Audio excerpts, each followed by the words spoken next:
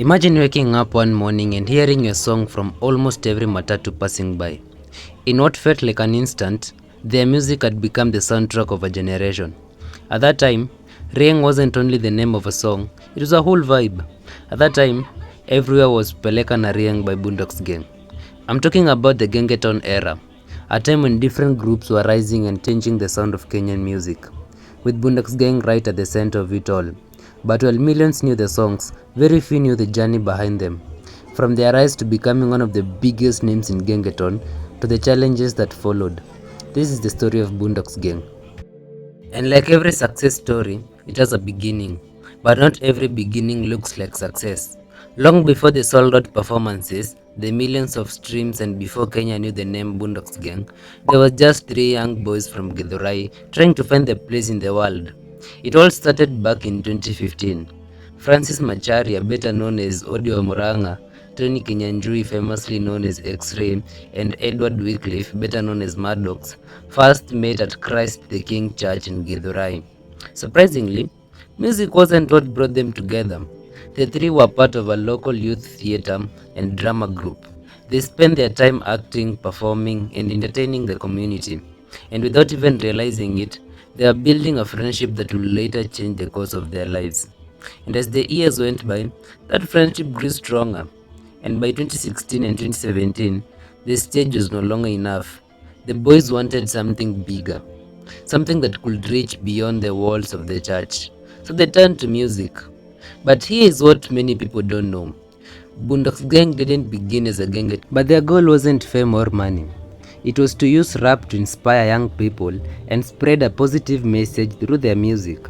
But sometimes, passion alone isn't enough, especially when doing gospel here in Kenya. The gospel scene wasn't creating enough opportunities, performances were limited, and like many young artists trying to survive, they found themselves facing a difficult reality. But they had a choice: keep walking the same path or take a risk that could change everything. And of course, they chose to take that risk. And although they couldn't see it at the time, that one decision will not only change their lives, it would help shape one of the biggest movements in Kenyan music history. The only question was, what would happen when three gospel rappers step into the streets? But here's why. Don't forget to subscribe if you enjoy this content. By 2018, everything changed. The three friends had tried gospel hip hop, but it wasn't working. There were few opportunities, little money, and they knew they had to make a choice. So they did. They left gospel behind and embraced the raw sound of the streets. That was also when they adopted the name Boondocks Gang, a name inspired by where they came from and the life they had grown up around. Then, in December 2018, they released a song called Rieng. At first, it was just another song, but by 2019, it had become a movement. Rieng was everywhere. Matatus were blasting it, clubs couldn't stop playing it, young people knew every word. And almost overnight, Boondocks Gang had become one of the biggest names in Kenya. As Gengetone took over the country, Boondocks Gang stood alongside groups like Ethic Entertainment, becoming one of the faces of the new sound. Their success caught the attention of Black Market Records, an American-based record label which later signed them. And with better resources and bigger budgets, the songs like Kidole, Madam, and Chonjo made sure Boondocks Gang wasn't just a one-hit wonder. They were now one of the biggest groups in the country.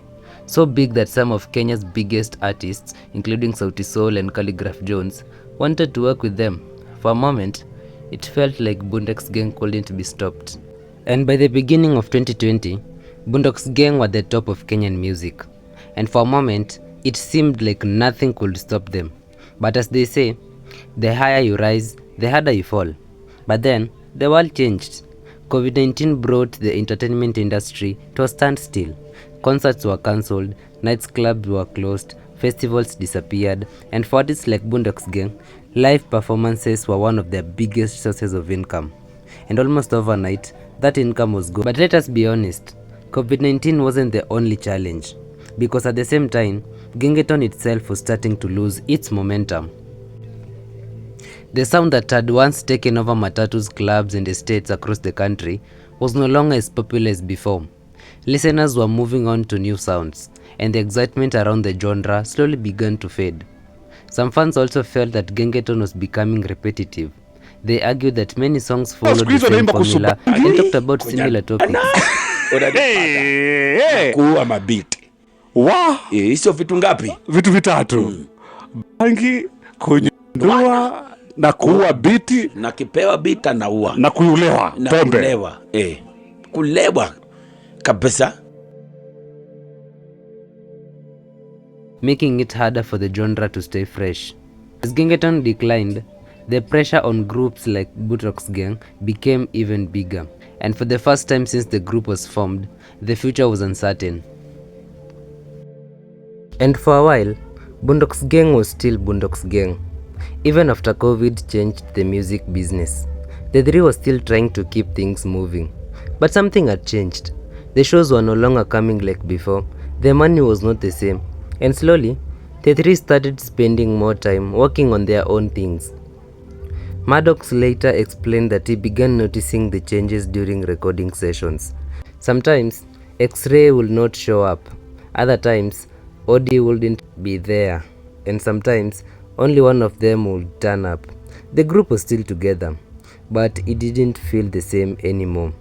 Then Exray started building his own name.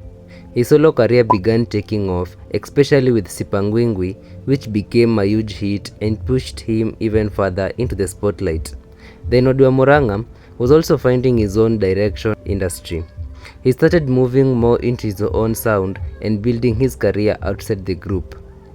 And while Maddox was still trying to keep Boondocks Gang alive, he was left dropping songs on their main channel just to keep the group's name active. But you can only hold something together for so long when everyone is no longer moving in the same direction. The group that once had 3 people on every stage was slowly becoming 3 different careers. And that was the painful part. There was no big announcement, no single day when everything suddenly changed. It was just one missed session, then another, one solo project, then another, until the distance between them became impossible to ignore. By this point, Exray was building his own lane, Odi was building his, and Maddox was becoming less and less visible. The boys who had once dreamed together were now walking different roads. But while Exray and Odi were finding their feet in a new music industry, Maddox was heading into a battle that none of them could have expected. A battle that would change the story completely.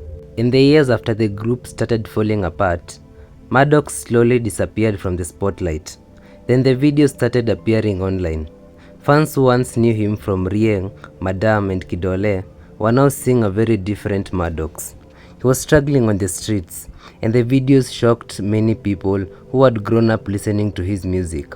For some, it was hard to believe. This was the same guy who had once performed in front of huge crowds, the same guy whose music was everywhere. But the story didn't end there. In June 2026, music producer and singer King Fizzle, if it's pronounced like that, found Maddox in the Kimbo area of Ruiru. Instead of just filming him and walking away, he tried to help. He convinced Maddox to commit to a 6-month recovery program and even offered to set up a mobile recording studio to keep him motivated. For a moment, it looked like things could finally change. But recovery is not always a straight line.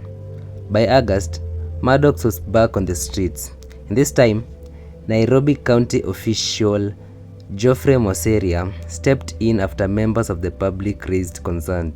He personally went looking for Maddox and managed to convince him to accept help. Maddox was then taken to a rehabilitation center, and once again, someone was trying to give the former Boondocks gangster another chance, because behind the fame, the millions of views and the songs that once shook Kenya, there was still a human being trying to find his way back.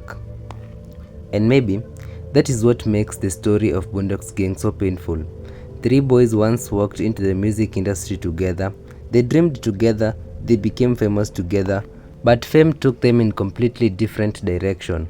And for Maddox, the journey became much harder than anyone could have imagined. But by this time, at least the story is not ending with him alone. It is ending with someone reaching out a hand and maybe This is not the end of Boondocks' story. Now, the question is no longer just what happened to Boondocks Gang. The real question is, can these three boys come together again and bring back the magic that made Boondocks